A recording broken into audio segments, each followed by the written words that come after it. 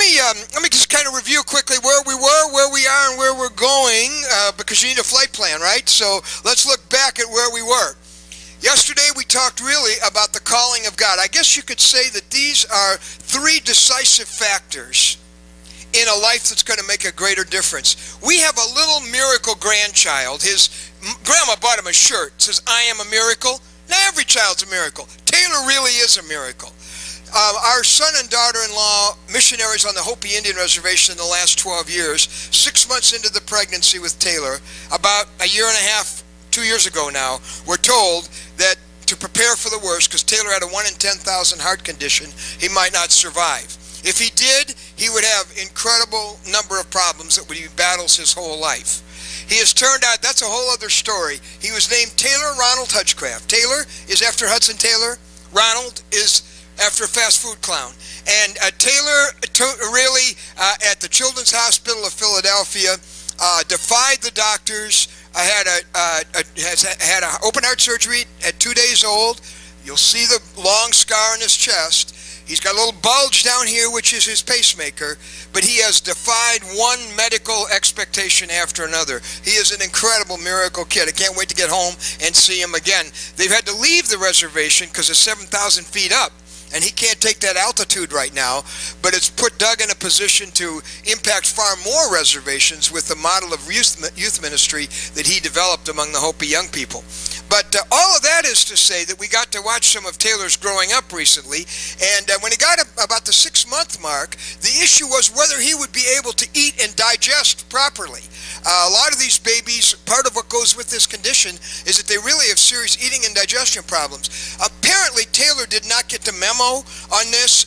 He is become an eating machine, actually, just like his dad, and not me, but like his dad especially. And the amazing thing is that he would, when he was about 6 months old, he had to go to the developmental people to see if he could have anything other than milk.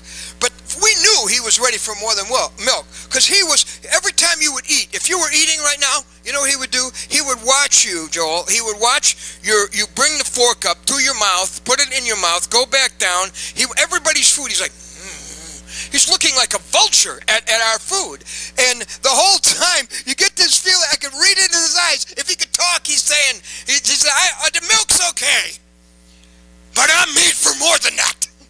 I know I'm made for more than that. And indeed he was. His mother tried to teach him the international symbol for more. So when he wants, more. No, not Taylor. No. This is how you're supposed. Taylor goes like this. He bangs his fist together. More. He wants all the food he can get.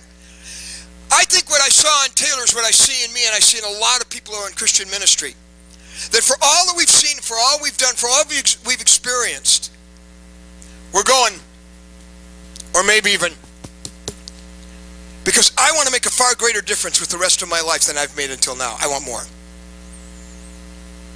I don't know how much more life I've gotten. I don't know how much more life you've got, but I want to make a greater difference with the rest of it than I've made until now. And I'm looking to God and going, if not, more. Here's where we were, here's where we're going, here's where we've been. Yesterday we talked about the calling of God on your life. It's a calling to a person. It's a love affair with Jesus, with whom you will make your time with him the highest non-negotiable of your personal schedule every day. It's a calling to a man, and it's a calling to a mission, and that mission is the rescue work of Jesus Christ. Life or death. The rescuer goes in, they have a chance to live. The rescuer does not go in, they will die. Today we're going to talk about the battles for God. Tomorrow we're going to talk about the weapons from God. 3 decisive factors in a life that's going to make a greater difference than it's ever made before. You get back to that original, go back to Galilee, get that original calling to the person and the mission. Today we'll talk about the battles. Tomorrow we'll talk about the weapons. I was in South Africa a few years ago and speaking at some youth conferences, and a friend of mine said, Ron, I'd like to take you in between the conferences to Kruger National Park. Now, Kruger National Park is one of the great wild game preserves in the world. It takes 3 or 4 days to drive across it. Now, it's not a zoo. You are in the people cage driving through their country, and and he said, now look, it's summer. It was kind of weird, you get on there, it's December and it's summer and you're all messed up, but it's summer, and he said, so the grass is tall, so he said you probably won't see the big cats rest of the animals. So we're driving, you don't see anything for a while, and then you come, and all of a sudden, like, here's 30 elephants. You know, unbelievable. I mean, I don't run into 30 elephants a whole lot, you know, where we live. And then you're driving, you got to get behind a giraffe, and you're driving behind a giraffe for a while, just kind of taking his time. Or, you know, the ostriches go running by, and it's a zebras, you know. And we got to this one point where the 30 elephants were, and there's baby elephants, and the mamas and the papas, you know. And I'm like, oh, I got to get a picture. I've been taking pictures out the window this whole time. I said, wait a minute, Ted, I got to get out. So I get out. I said, you don't mind if I get out? I said, no, that's fine. And as I'm getting out, he says, I'll watch your back. Now, I've never thought my back was really that interesting, and I wasn't quite sure why. It really struck me as I got my camera up to take a picture. I said, Ted, what do you mean you watch my back? He said, what? He said, Ron, the last several months, 4 tourists have been mauled to death by lions hiding in the grass here. So I'll watch your back. I almost decapitated myself getting back in the car. It's amazing what good pictures you can get out the window. You really can get great pictures out the window. There's a lion possibly lurking after you. It's a good idea to watch your back, and there is. For every time there is a great work of God, there's a great counterattack by an enemy who is not ready to give the ground that you're trying to take. Open your Bible to the book of Nehemiah. If you only brought your New Testament today, you are not in luck. Yesterday, you were fine. Of all the leadership books, there's a plethora of leadership books. Go to the bookstore. You ain't going to find any like Nehemiah. And, man, I wish we had a time to develop the whole book. Most of you have probably spoken from this. But we have a wonderful opportunity to expose the strategies and the counterattack against those strategies of our enemy. When you step up for Christ, see, what you are doing is you are challenging a status quo that is not acceptable. Any of us who are in the work of God have said, I see a need, a status quo in the world that cannot stand, but the enemy doesn't want that to change. Now, as we turn over to Nehemiah, let me just give you real quickly, first of all, would you like the Hutchcraft summary of the book of Nehemiah? Now you'll know why I'm not a seminary professor, because I'm going to give you the Hutchcraft summary of the book of Nehemiah. Ready? This is going to be profound. You really are going to want to write this down. Big job, few people, short time. That's it. Were you expecting something intelligent from me? What, you want profound? Get another speaker. It's a big job, huge job, rebuild the gates and the walls of the city of Jerusalem. Only a few people really to do it. Compared to the size of the job, short time to get it done before the enemy tries to shut you down. That's it. Big job, few people, short time. Let's close in prayer. No, there's more than that. Okay, let's keep moving. Actually, let me summarize for you how we're going to get to the point we're at today in the book of Nehemiah. I call it the amazing journey in a great work of God. Now, we're not going to develop these points, but if you want to write them down, you have to preach somewhere sometime. You might use it. A broken heart. All great works of God start with one man or woman with a broken heart. Nehemiah 1:4. And when I heard these things, I sat down and wept. The miracle of the rebuilding of the city of Jerusalem began with one man weeping in a room by his bed over a need that broke his heart. That's what we started yesterday. Go ahead, God, break my heart. A broken heart is what will sustain you when there's no other reason to keep going. Is the broken heart for the need to which God summoned you to make a difference. Then comes a prayer vigil. And we know that he says, for many days I mourned and fasted and prayed to the God of heaven. And he did, we know, for at least 4 months. He didn't do anything. He just prayed. He prayed about what had broken his heart. I don't even think Nehemiah knew he was going to be the guy. He's not even in the right country. He's in Persia. Jerusalem, last time I checked, is in Israel. All he knew was he had a broken heart, and as he prayed over a period of 4 months, a prayer vigil to the God of heaven, then comes the next step in the amazing journey, a dream and a plan. God gives him, you know how he knows he's got a dream and a plan? Because remember when the king says, what is it you want? How come you're not smiling today? What is it you want? He's got a list. He pulls out his legal pads. It's funny you should ask. He's got a whole shopping list of things he needs. Where did this come from? 4 months of prayer. It didn't come from a brainstorming session. It came from a prayer meeting. And he agonizes in prayer over what has broken his heart, and a dream and a plan are born. God will do that for you. He says in Nehemiah 2:12, I had not yet told them what God put in my heart to do. God planted it. He had it in his heart. He took something from his heart and planted it in mine. What a bond between you and the God of the universe. And then comes the amazing supply. Where in the world is Nehemiah going to... He's one lone guy. Where's he going to get the supplies to rebuild the city? And God gives him a heart match with the king, and he puts in his path a man who has the resources to get it done. Nehemiah has the broken heart. Nehemiah has the dream and the plan. Somebody else has got the money and the stuff. Sounds like missions, doesn't it? And God supplies those resources amazingly, and then there's a united army. He's got this excited army of people. And you know how he got them excited?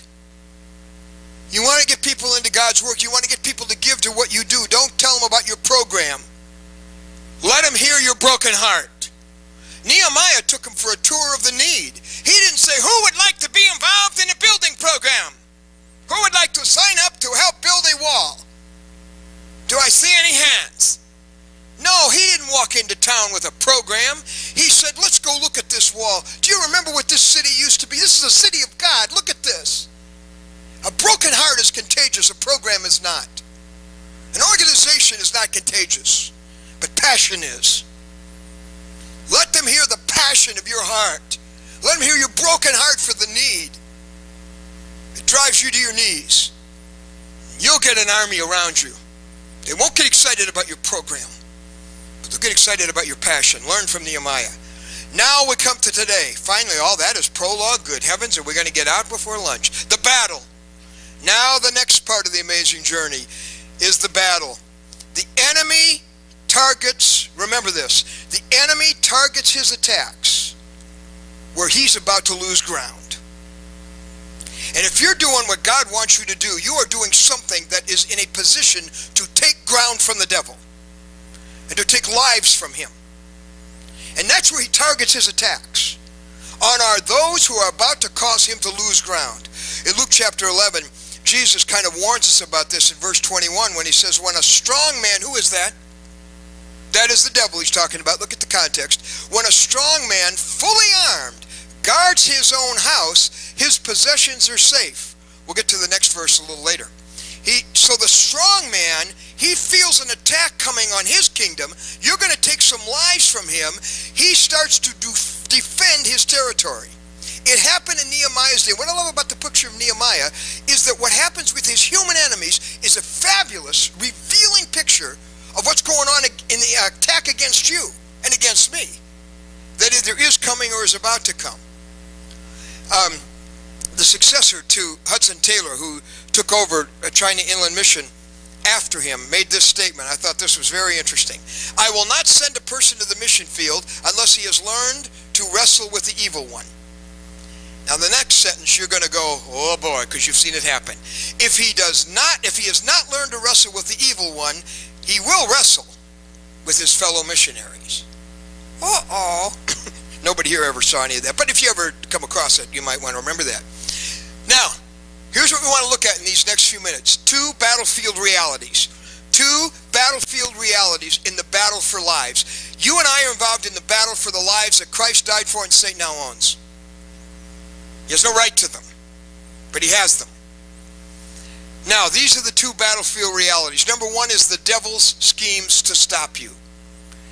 The devil's schemes to stop you.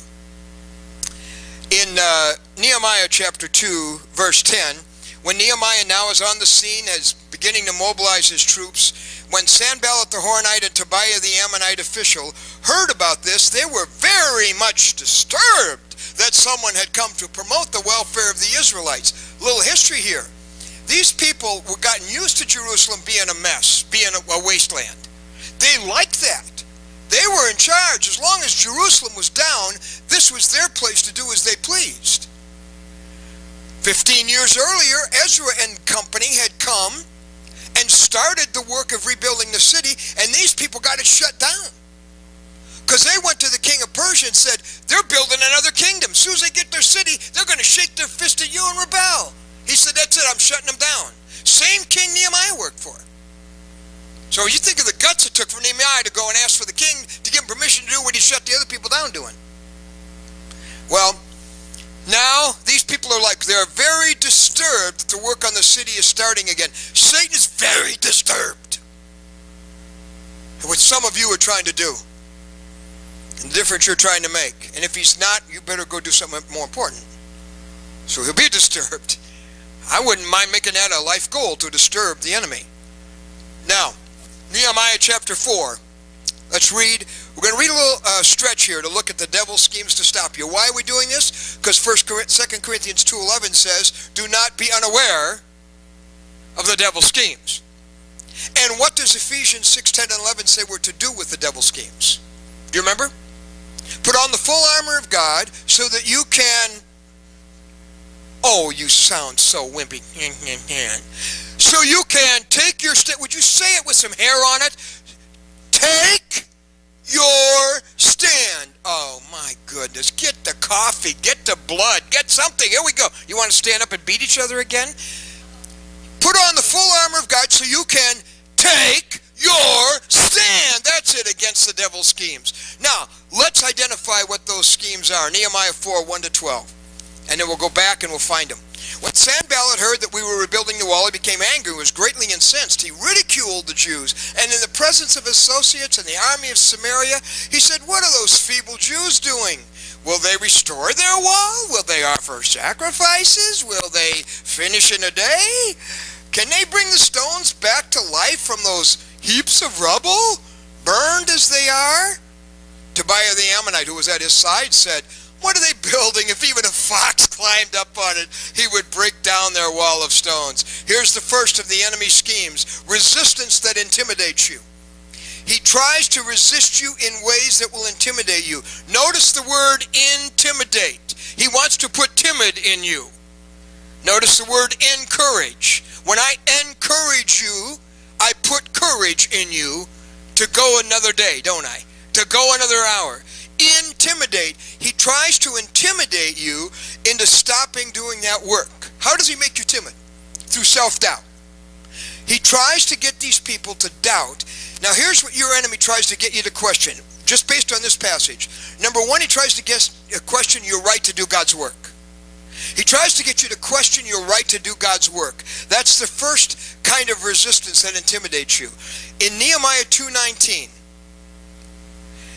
Sanballat and Tobiah and Geshem, the Arab, they say, what is this you are doing? Are you rebelling against the king? What right do you have to be doing this work? Chapter 4, verse 2, these feeble Jews. It may be that he's done that with you. You are so flawed. You are so ordinary. You have failed so much. You have so many problems. You're so shy. You can't do this. Can I summarize the dialogue of Moses and God at the burning bush? Who am I, Lord, that I should do this? Wrong question, Moses. Who am I?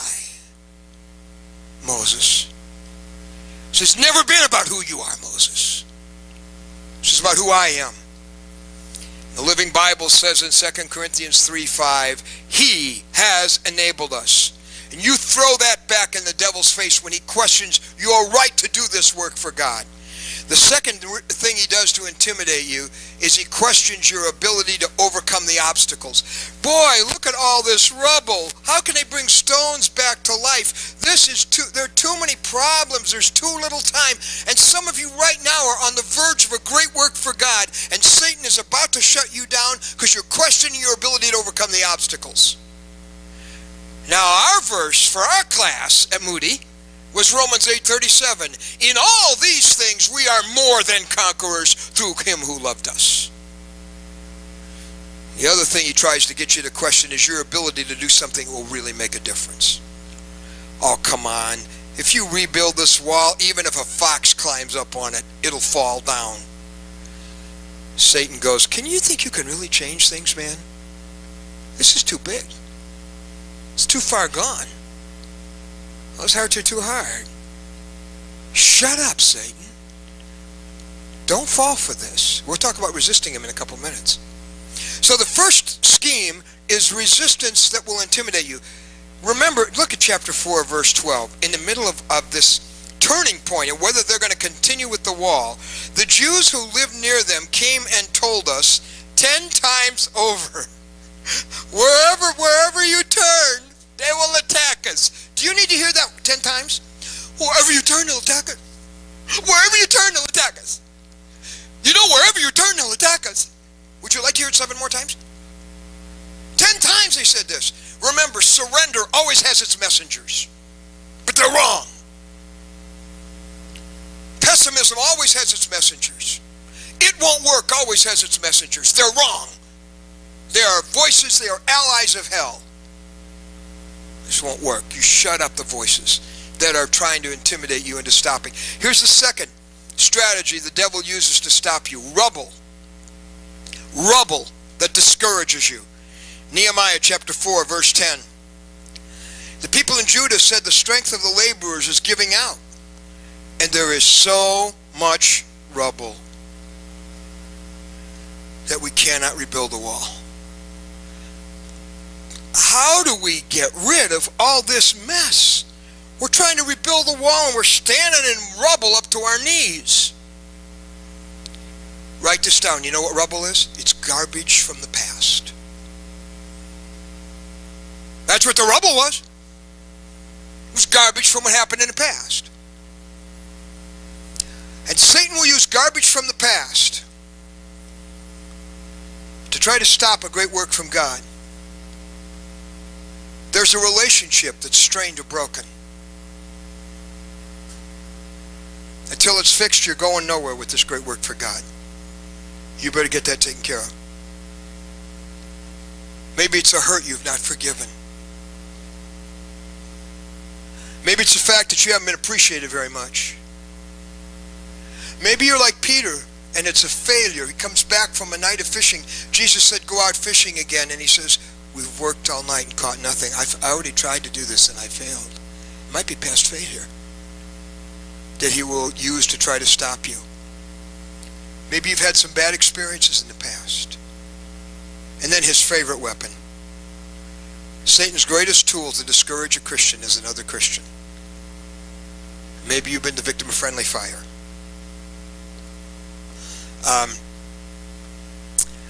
There is what I call the dirty window syndrome. If you look out a dirty window, everything looks dirty. The problem isn't, the scenery really isn't that dirty, it's that you got to clean the window you're looking through. I remember the day our little granddaughter, Noelle, happy day in her life. She was 20 pounds. Now, do you know why it's significant to be 20 pounds? Something wonderful happens in your life when you're 20 pounds. Yes! You know that car seat?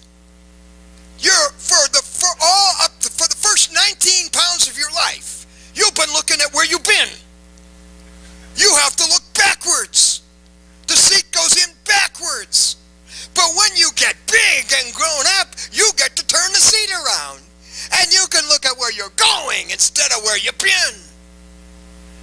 Somebody in this room needs to turn their seat around. Because you've been looking too much at where you've been. And the past hurts and the past failures and the past experiences and the past disappointments. It's a rubble. The rubble didn't stop God's work then, and it better not stop it now. I hope you'll experience the joy of facing forward starting today. Do whatever you got to do to clean your window. Here's a third strategy Satan used to stop a great work of God. Chapter 4, verse 10. The strength of the laborers is giving out. Here's the third one. Boy, somebody in this room is going to relate to this. Responsibilities that exhaust you. You got resistance that intimidates you by trying to get you to doubt whether you should be doing this. You got the rubble that discourages you. Then you got you're just exhausted. You may look in the mirror in the morning and go, the strength of this laborer is given out, baby. Many people in this room are doing the work of 2, 3, 4 people. If this is any encouragement to you, Winston Churchill said, the world is ruled by tired men. I must be ruling the world. Now, here's what exhaustion does. Of course, it distorts your perspective, makes everything look bigger than it really is. It brings you to the end of you, and the end of you is a great place to be. The end of you is a wonderful place to be, because the most powerful position in the world is powerlessness. Because at the end of Ron is all of God. So it can't be me, it has to be him. His promise in Isaiah 40 is, he gives his strength to the weary. I'm a candidate. I qualify. And he increases the power of the weak. Galatians 6:9, you know it well, says, do not be weary in well-doing, for in due season you will reap a harvest. You know the rest of it? If you do not give up. Somebody's thinking about it here. How many people have walked away from the Red Sea just before it parted? Isaiah 40, you know very well. Even your young men will faint and grow weary. I'm encouraged by that. It explains why I do. Even your young men will faint and grow weary. But those who, don't laugh please, those who wait on the Lord will renew their strength and rise up on wings like eagles. I've had to learn a little bit. Since our native ministry is called On Eagle's Wings, I've learned a lot about eagles that I didn't know. Living in northern New Jersey for so many years, the only eagles I knew came to play the Giants twice a year. And they were from Philadelphia.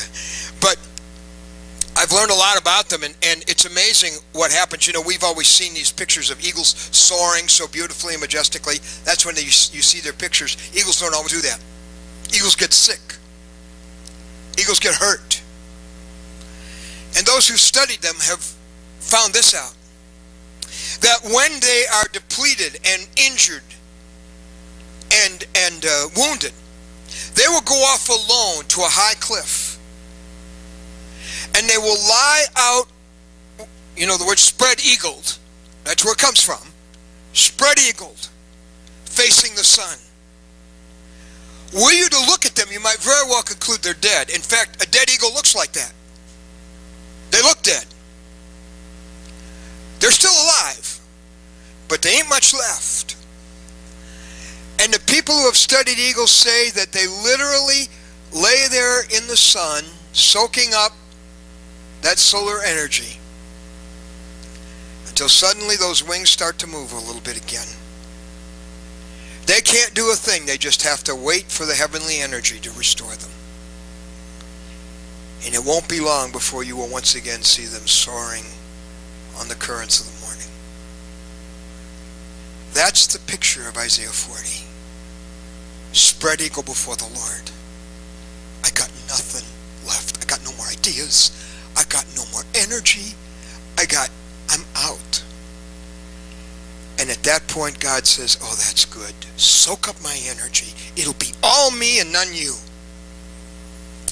Somebody asked Napoleon, I remember almost nothing from world history class. Do you remember anything? You might remember the big battle Napoleon lost, the Battle of... Right. Very good. You remember the one thing I remember. The Battle of Waterloo. Years later, when Napoleon was in exile, somebody said, why do you think the British won at Waterloo? He said, well, not because they had a larger army, we did. He said, not because they were better trained, we were.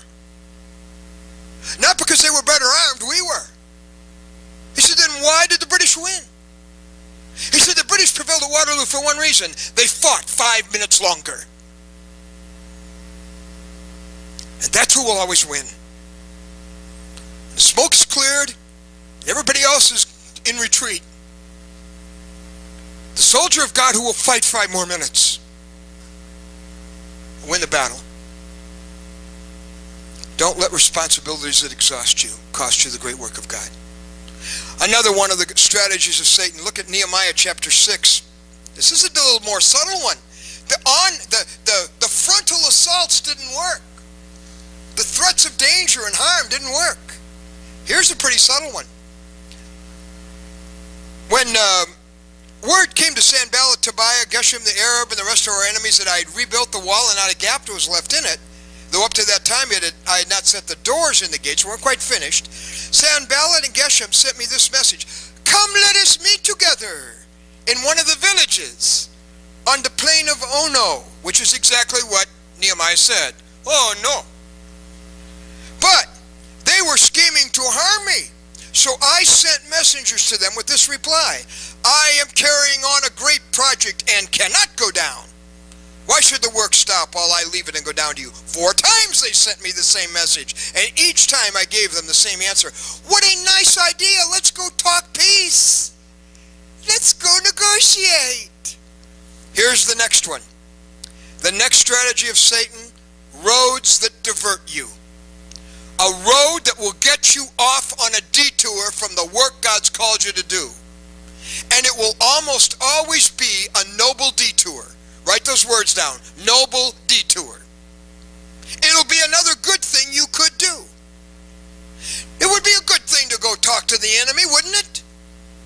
Nehemiah said, I cannot leave the work I've got to do what you asked me to do. Sounds like a nice idea. I'm not going. Oh no. Oh no, I'm not going to do that. Jesus, Luke 4. Day before, he has been healing and casting out demons at Capernaum.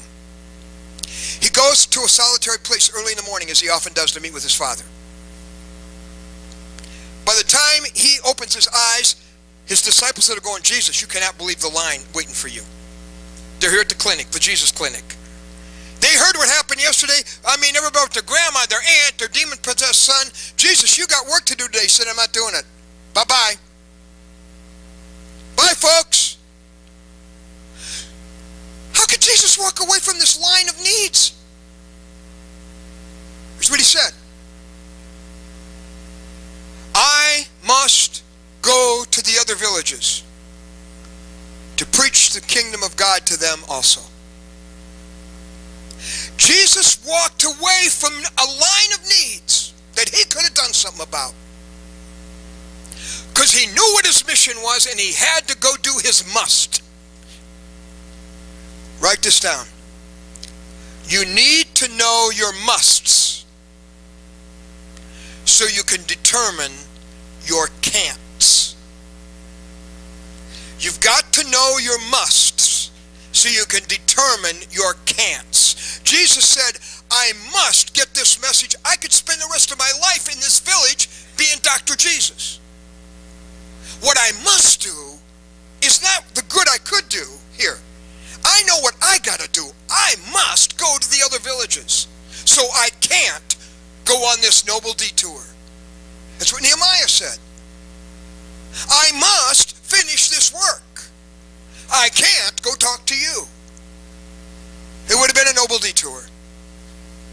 And I don't know how many times Satan has tried to get me off track with a noble detour. You got to focus like a laser on what God gave you to do. Diffused light can never heal an eye or perform a surgical technique. My wife had her gallbladder taken out by a blast of light, a laser beam. She could have laid there under this kind of light for the next 2 years and nothing would have happened to her gallbladder. Because diffused light doesn't have the power that one laser does. Focused light. You focus like Jesus did, go into Jerusalem. He set his face like a flint to go to Jerusalem. A laser focus protects you from the trap of noble detours. A laser focus protects you from the trap of noble detours. Here's one other strategy, and then we're going to talk about how to counter it. Reasons to discredit you. That's the last one. Reasons to discredit you. Look at Nehemiah chapter 6, and I'm not going to read the whole passage, but basically what happens is the enemies say, the word is that you and the Jews are plotting to revolt. Here we go. Remember, that got them shut down 15 years before. Word is you're going to revolt. That's why you're building the wall. You're about to become their king, we heard. You've even appointed prophets to make that proclamation. There's a king in Judah. This report's going to get back to the king. We'll be sure of that. So I think we should confer together, don't you? You want us to go tell the king that you want to be a king? You know how much he'll like that. Lies about you. That's the first thing it will try to discredit you. Satan will try to plant lies about you. Do you know what the word Satan means? Accuser. He is the accuser of the brethren day and night. If someone is sowing lies about you, don't waste time playing defense. Just make the free throw and shut them up. All the people in the back screaming at you while you're getting ready for the free throw, saying, "You'll never make it, just make the free throw." Just make the free throw and shut them up. Don't play defense against lies about you. Nehemiah did not. He just continued his work. You just go score more points. Forget defending yourself. Or, the other thing is, Satan will set traps for you. And if you go to Nehemiah chapter 6, and we won't take time to read it, in verses 10 to 13, basically one of the enemies comes in and says, "Did you know there's a plot to kill you? You better go hide in the temple. Let's go hide. I'll go with you. Let's go hide in the temple." Nehemiah says, "I can't go hide in the temple. Do you know what that will say to these people? I've told them to take their stand against the enemy, and I, their leader, goes running into the temple to hide because there's a threat against my life." I was a trap to discredit him. So they could come out of the temple and go, "Look at your chicken leader." Bok, bok, bok, bok, bok. No, that's the Hebrew. Satan will try to get you to fear something that will make you compromise. To be afraid of something that will make you compromise. Remember this, a reputation takes years to gain and a day to lose. You cannot afford that compromise to your integrity or your leadership or your example. It just ain't worth it. Now, here's what you can expect. The attacks will intensify as you become a greater threat.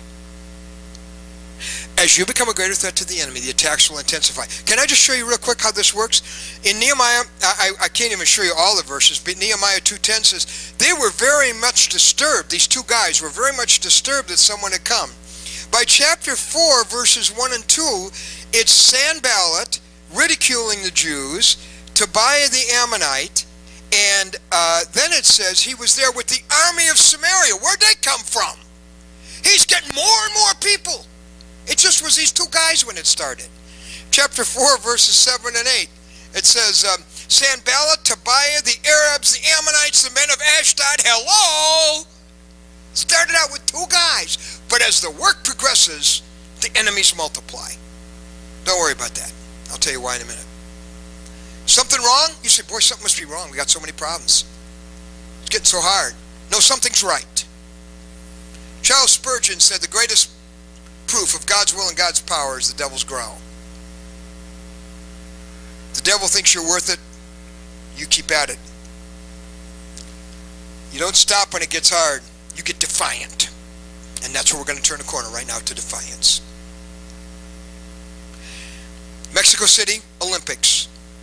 Some years ago. The marathon event is over. The last runner came in about an hour ago. Starting to get dark, they're starting to close the stadium, starting to close the gates. All of a sudden the sirens go off, police whistles start going. They're like, what's happening? Stephen Iswari from Tanzania, with his leg bloodied and bandaged from a terrible fall, comes dragging himself into those gates. He will finish last. In agony, he will drag himself around the 400-meter track to the end of the marathon event. Of course, the reporters are going, Stephen, you had no chance of a medal, man. Why'd you bother? He said, my people did not send me 7,000 miles to start the race. They sent me 7,000 miles to finish it. Jesus did not come 7,000 miles from heaven to the cross and summon you to start your race. You finish it. And how do you do it? I said there were two factors. One is the strategies of the enemy. Here's the other one, the defiant response. There is a defiant response that stymies your enemy. Do you know when this all happens? This onslaught from the enemy happens, according to verse 6, chapter 4, we rebuilt the wall till all of it reached half of its height. There is a spiritual midlife crisis where you're sort of halfway there. You're into fulfilling the great work of God, but at the halfway mark, there's like a danger zone. It's a dangerous point. You had the courage and you had the faith to start. Remember Peter walking on water? Everybody knocks Peter because he gave out before he got. Do you see anybody else out of the boat? There's 11 guys in the boat, one at least trying to walk on the water.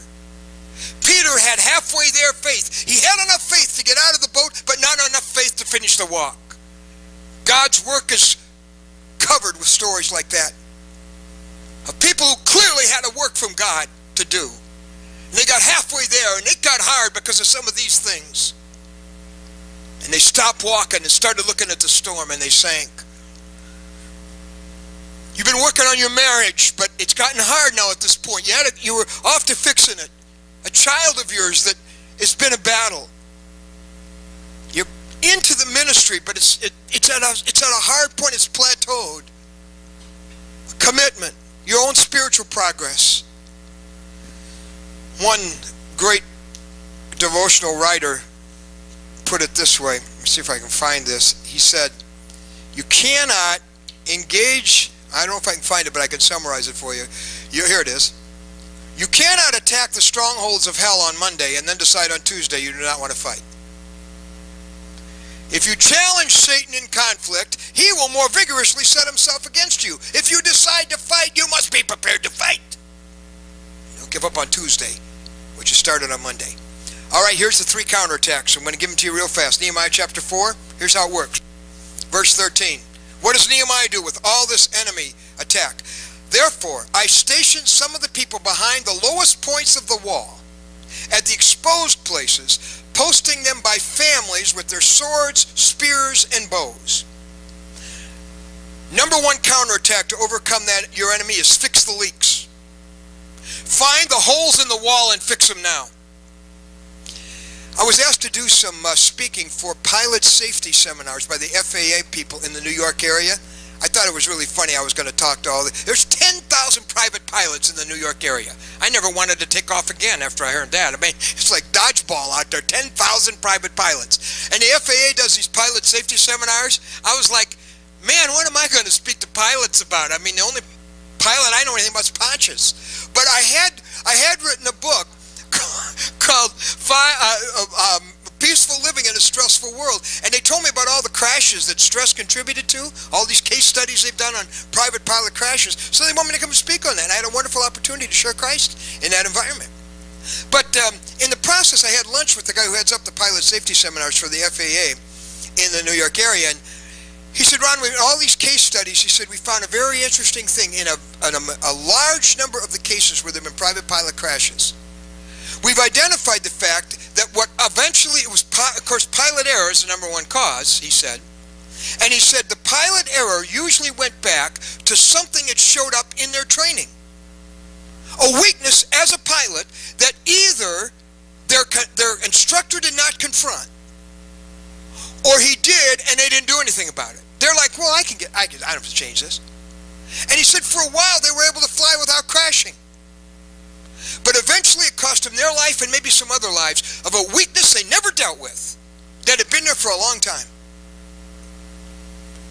Boy, I thought spiritually, hello, do I have to make the application? Nehemiah said, I see gaps in the wall where the enemy can come in and I'm going to close those gaps. Where are those for you? Where are the gaps? Is it the broken relationship? Is it that resentment you've never resolved? Giving Satan a place to come right into your project. Is it an old weakness? Is it a temptation that you've allowed yourself to get way too close to? Haven't given in, but you're way too close to it. Is it something you've neglected, like your marriage or your kids?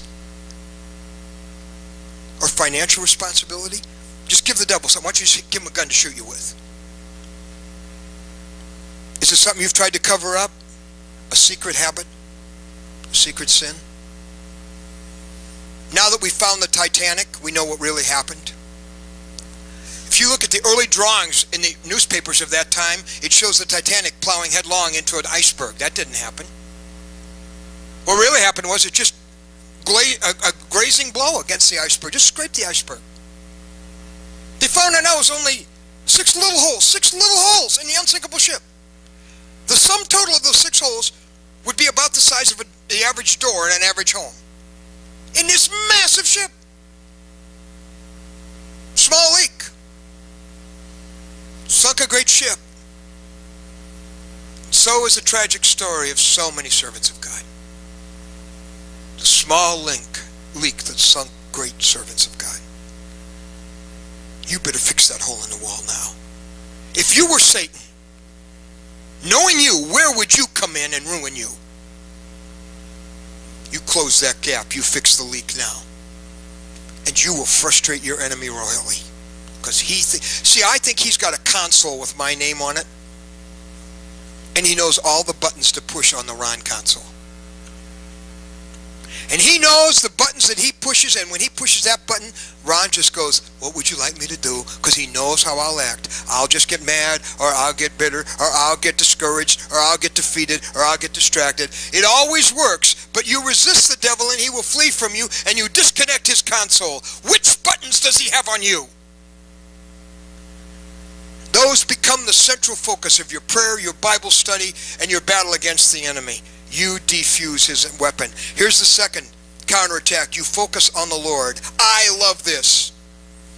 After I looked things over, verse 14, I stood up and said to the nobles, officials, and the rest of the people, don't be afraid of them. Now remember, people are running around going, they will attack us, they will attack us from all sides, 10 times over. They will attack us, they will attack us. He says, don't be afraid of them. Remember the Lord, who is great and awesome. What are you doing looking at the enemies? We have a great and awesome Lord. We had a bully in our neighborhood when I was growing up. How many of you had a bully? Any of you ever faced how many of you were the bully? One of the ladies just put their hand up. Well, our bully was named Boomer. Now, I don't know, did his mother name him that? He was predestined to be a bully. Oh, little Boomer, kitschy, kitschy, coo. Boomer grew up to be a bully. I lived on the south side of Chicago, White Sox fan. He'd come, he'd take our White Sox stuff, he'd beat us up, he'd call us names, he'd intimidate us. He was a mess. He's bigger than all of us. One day I got so tired of it, I lived in this apartment in the center of the block, and you could see his house down there. Nobody went there. That was the red zone. You might die if you did. One day, little guy that I was, I'm not much bigger now, but man, I walked down there, and I went to the back door of his house, and I knocked on that door to get my stuff back from Boomer. You say, you were a brave little guy, weren't you? My father went with me. And that made all the difference. Because here's how the equation worked. Boomer was bigger than I was. But my father was bigger than Boomer was. I don't know what Boomers stand in your way. But your father's bigger than that Boomer. Remember the Lord.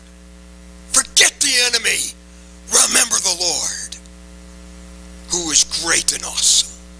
Faithful is the one who called you. He will do it. 1 Thessalonians 5:24. So you focus on the Lord.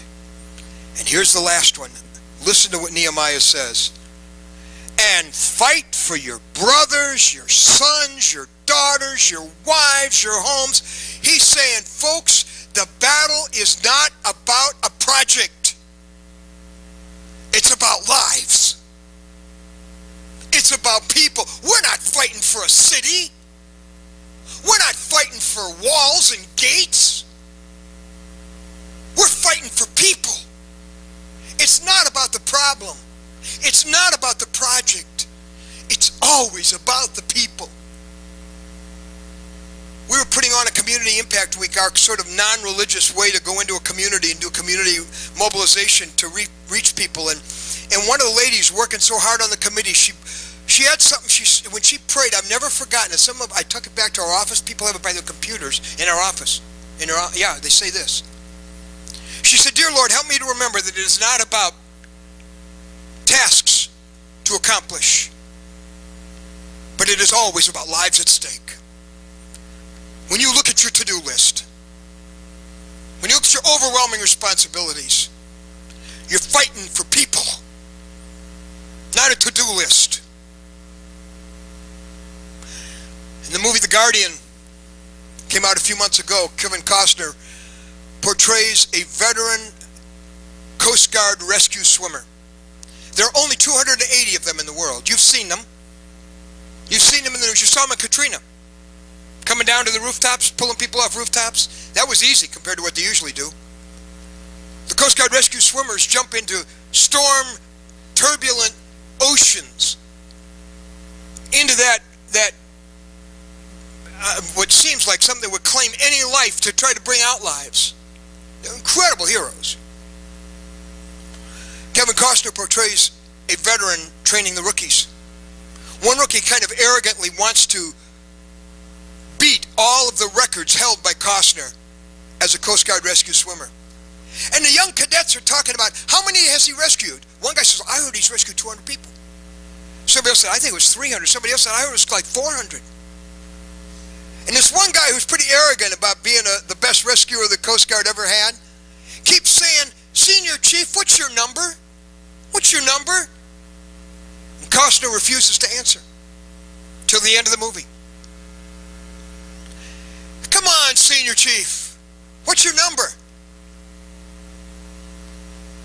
He said, 22. And the young cadet goes, "Wow, 22? Well, that's good." And the old rescuer says, "That's how many I lost. It's the only number that matters." That's the heart of a rescuer. There are still more lives to save. And always, the reason Satan fights so hard is because he knows it's about lives. It's not about the project. It's not about the organization. It is about the lives whose eternity hang in the balance. Remember who we're fighting for. And the verse that said that the strong man defends his possessions, the next verse in Luke 11:22 says, when someone stronger comes along, he overpowers him. Hallelujah, his name is Jesus. So you never forget who's fighting for you. The Lord, great and awesome. And never forget who you're fighting for. Do you know how you overcome enemy attacks? With defiant determination. And I love this, and you'll be glad to know we'll be done at this point. Nehemiah, you got to look at this. It's so cool. After Nehemiah gets all these threats from these guys, Nehemiah 4 verse 6 says, they rebuilt the wall, they got it done, and listen to what he said at the very get-go in Nehemiah chapter 2 verses 19 and 20. What is this you're doing? They said, are you rebelling against the king? I answered them by saying, the God of heaven will give us success. We, his servants, will start rebuilding. But as for you, you have no share in Jerusalem. You have no claim. You have no right to it.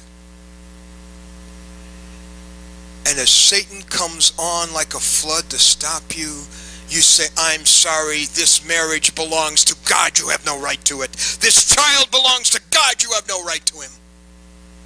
This ministry belongs to God, you have no right to it. Shut up and get out of here. We will rebuild. Defiance. In the power of Christ. Yes, his heel is bruised, but your enemy is a serpent with a crushed head. And Herb Brooks took the U.S. team to the Olympics in 1980. You know the result was the miracle on ice. You remember that euphoric moment as wrapped in American flags, still in the Cold War era. The U.S. team had prevailed over the mighty Soviet team in the World Championship. And in the movie Miracle on Ice, Herb Brooks paces back and forth on the edge of now this decisive contest. And here's what he says to his team. Men, for 15 years, it has been their time. Their time is over. It's our time now. And Satan has had his way long enough. His time is over. It's our time now. Let's pray together.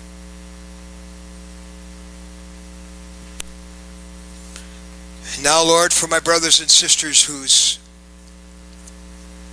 I assume are under attack at some point or another. Some who come here battered, confused, doubting, wounded, wondering, whipped. Lord, I pray that you would reinfuse us with the mighty authority of Christ, who said, before he said, go into all the world, all authority in heaven and earth is given to me.